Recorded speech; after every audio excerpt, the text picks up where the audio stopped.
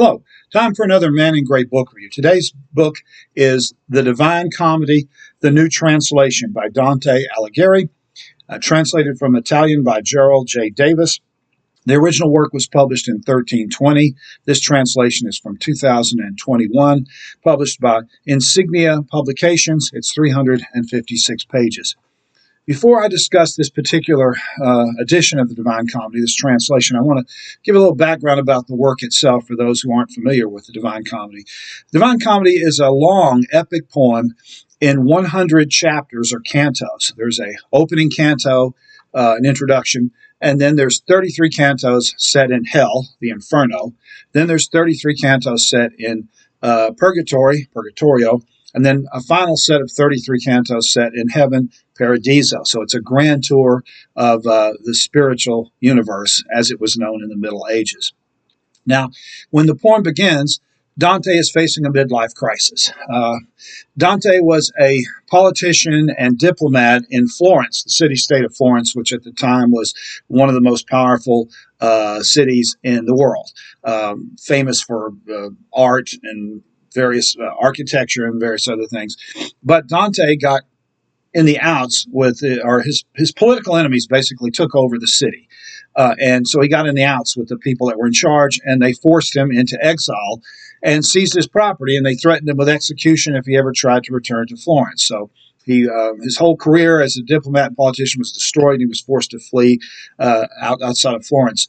The other thing that happened is that the great love of his life, a young noble woman named Beatrice, had died while still in her 20s. Now, Dante only met Beatrice a handful of times during his lifetime because he was at a different social caste. There was no way they could ever marry or have a relationship, but he fell madly in love with her and remained, she for him was his idealized idea of the perfect woman. She was beautiful and, chaste and so forth. So he fell in love with her. And one of the goals he had in writing this poem was to glorify Beatrice so that she wouldn't be forgotten. Okay, so as the poem begins, he's in this terrible position. The love of his life has died. He's been forced into exile. He's lost everything. He's incredibly depressed, and he's lost his faith in God.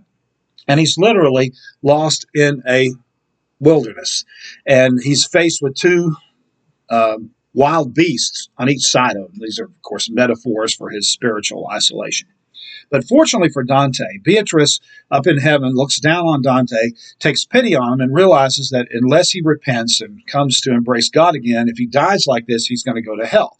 So to try to help him through his spiritual crisis, she calls on the Roman poet Virgil, the Roman poet Virgil, the author of the Aeneid, who is in limbo. And so she calls him out of limbo and asks him to take Dante on a tour of hell and purgatory so he can see what awaits him unless he repents and embraces God. And Virgil agrees to do this. And so thus begins the Inferno. Now, Dante pictured hell as a deep pit with a series of circles or rings going farther and farther down. And in each ring, Dante and Virgil meet various people. Some of them are famous, some not. And they all describe, how they wound up in hell and why they're being punished. And each punishment gets more severe and more graphic as you go farther down. And some of the punishments are quite graphic for the time. And a number of people, by some coincidence, a number of the people that Dante meets happen to be his old political enemies from Florence who have died, the people who forced him into exile. So another one of the goals of this poem was to get even or get revenge on all these people that forced him out of power and seized his property and stuff. So this is kind of a lesson, I think, to us today is if you know a writer, try to stay on good terms with him, because if you get crosswise with a writer, they can write really terrible things about you. And if they become famous, that may be how you're remembered for hundreds of years. A lot of the people in the Divine Comedy are only remembered because Dante wrote about them, and he wrote about how terrible they were and how awful they were. So as Virgil and Dante descend into hell, they talk to all these people, and when they get to the very bottom of hell, they meet Satan himself. And then they crawl over the body of Satan up out of hell And when they emerge to the surface, they are on the other side of the earth, and there's this gigantic mountain reaching up into the sky, Mount Purgatory. And so purgatory is the second section of the poem. And in this, it's the reverse, the opposite of hell. Instead of a series of rings going down, it's a series of rings in the mountain going up, getting closer and closer to heaven. And here you have people who were too bad to make it directly into heaven, but not bad enough to be in hell. They either repented at the last minute, or they did wind up. Some of the characters in the purgatorial wind up in hell, but they are lifted out of hell. God pulls them out of hell and puts them in purgatory because various people prayed for them. The saintly people, their family, their friends, saints, priests, even the Pope maybe, prayed for these people, and God took pity on them and gave them a chance to get out of hell. So they're out of there. But they're still being punished. They have to suffer for a particular period of time until their sins have been paid for. So it's very similar to serving a prison sentence to make up for the bad things you've done. So these people are being punished, but they're grateful that they're not in hell. And they all wind up praising God even though they're being punished. And so Virgil and Dante ascend the various rings until they get to the top of the mountain. And there, Dante meets Beatrice, and he's overwhelmed by her beauty. She's been basically transformed into an angel. She's a being of light. And so Virgil has to stay behind, and Beatrice takes him into heaven. And Virgil's not allowed into heaven because he, even though he was a good person, he was born before Christianity. And so he didn't have a chance to accept Jesus and become saved. And so he's stuck in limbo. And this is one of the issues that, of course, gets brought up in medieval theology, is what happens to all the billions of people who lived before Jesus' time. They didn't have a chance to embrace Christ, so do they deserve to be in hell? And Dante kind of equivocates on this, because some of the people we meet in heaven were born before Christianity. Some of the Old Testament heroes, they're in heaven. And there's some people like Plato and Socrates and these people who are not in heaven, but they're in this limbo state. They're not being punished, but they're not being rewarded in heaven either. And excuse me. So Dante actually addresses this issue in the Paradiso. The Paradiso is a very philosophical part of the poem because it gets into a lot of theological things. And his argument is basically the same one that you see in the book of Job about why people suffer and why does God allow people to suffer. And his big argument is God knows what he's doing. God knows more than we do, and we don't have a right to question him. So these people aren't in heaven. That's God's will, and we shouldn't question it. And that's not a very satisfactory answer, of course. It's the best that Dante could come up with. It's also in this section that Dante reveals another one of his purposes, one of his goals in writing this poem, which is to rail against the corruption of the popes and the cardinals.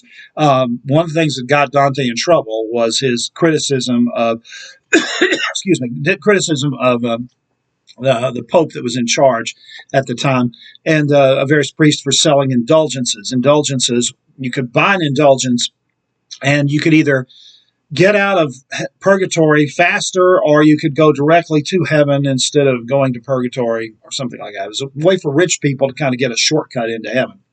And Dante believed this was morally wrong, morally indefensible. It was just a scam to raise money for people. And interestingly enough, later on, many years later, Martin Luther raised the same objection. And of course, he broke away from the Catholic Church and formed the Protestant Lutheran Church. So it's interesting that Dante raises this question many years before Luther. Now, in this final section of the Divine Comedy, heaven is pictured as a series of rings or circles, this time going into space. You have the moon, you have the sun, you have the planets, and finally you have the stars. And of course, this being the Middle Ages, the Earth is seen as the center of everything. And this was long before Copernicus' time.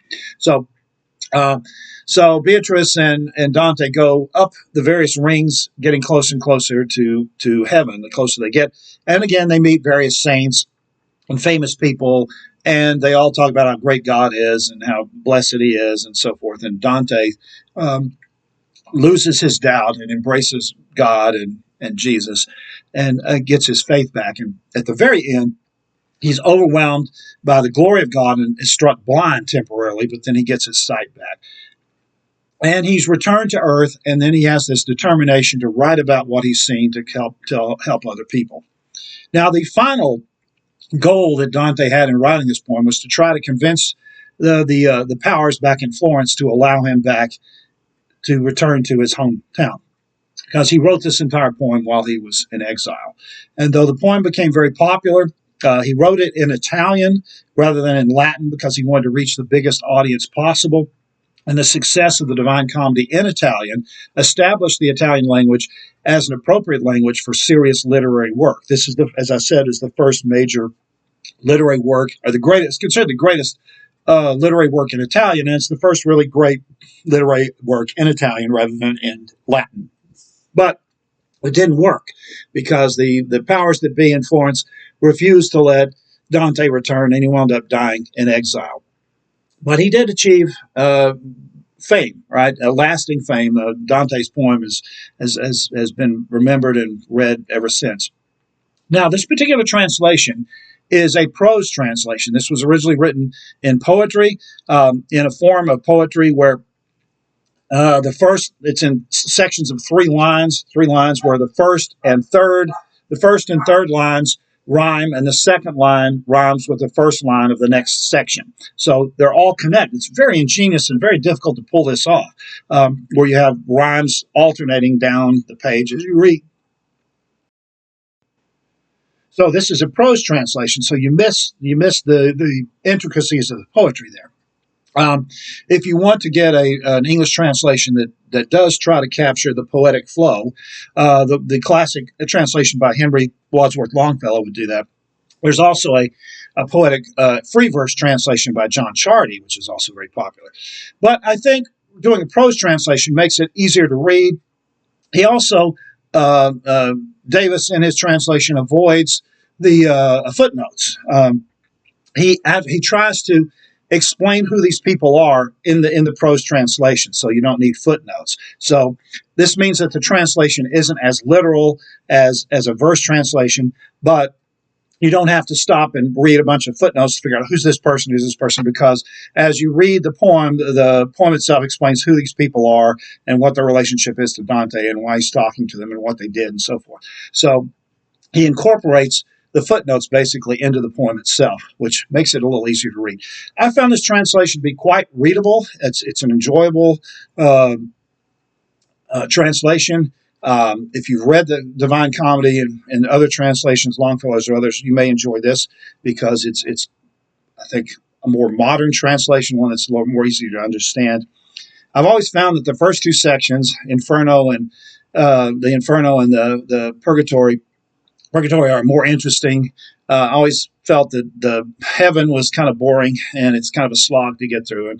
And having reread this, I still felt the same way. No matter what the translation is, heaven is still kind of tedious. It's just not. We all want to go there, but we don't want to read about it because I've never read a book about heaven describing heaven that didn't seem incredibly tedious to me. It's just hard to write about heaven in a way that's interesting. So it kind of falls off at the end. But of course, it's a great work of art. And if you've never read the Divine Comedy before, I think you'll enjoy this prose translation. As I said, it's very readable, and you're not hung up by a whole bunch of footnotes. The book is The Divine Comedy, the new translation. The author is Dante, and the translator Gerald J. Davis. This has been another Manning Great Book Review. Thanks for watching.